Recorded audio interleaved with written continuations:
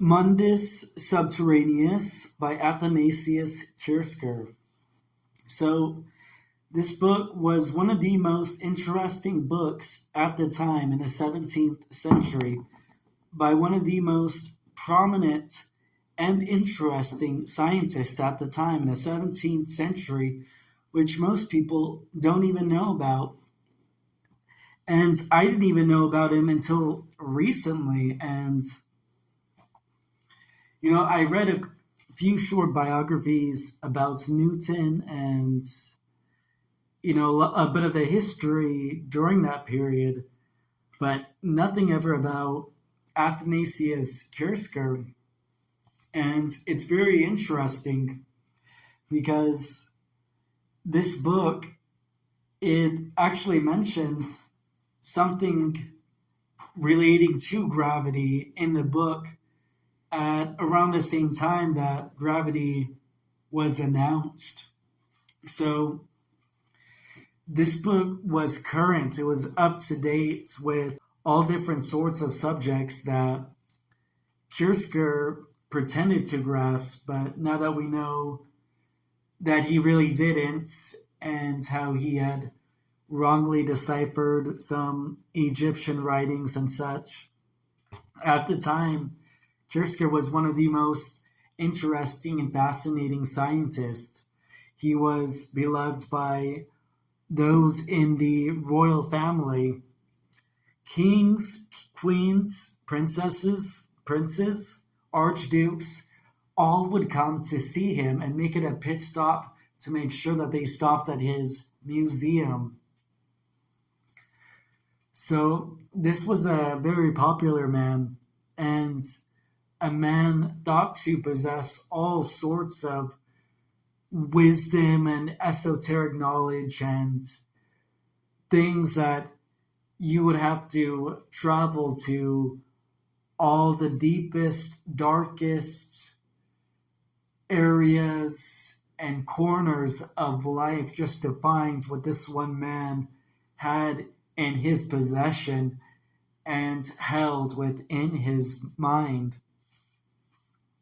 This was a man who people in the royalty class would pay to get some of his wisdom and personal insight because he was a man of great wisdom.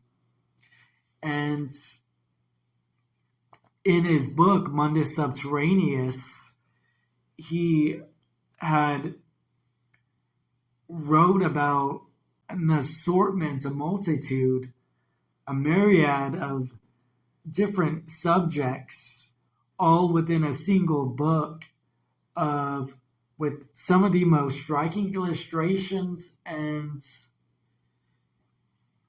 craziest things that you could find to put in a book. He wrote it all and he put it in a book. And he even included moon charts about his book having to deal with the underground world, which he was the first person to predict what was the interior of the earth made out of. Because, like in today's modern times, now we just come up with more guesses to explain the interior of the earth, but no one really knows. But during the 17th century, the first man to guess and come up with his own idea and put it on paper and publish it was Athanasius Kirsker. And Athanasius Kirsker believed that the earth was hollow and that there was all sorts of different areas and ways of getting within to the interior of the earth.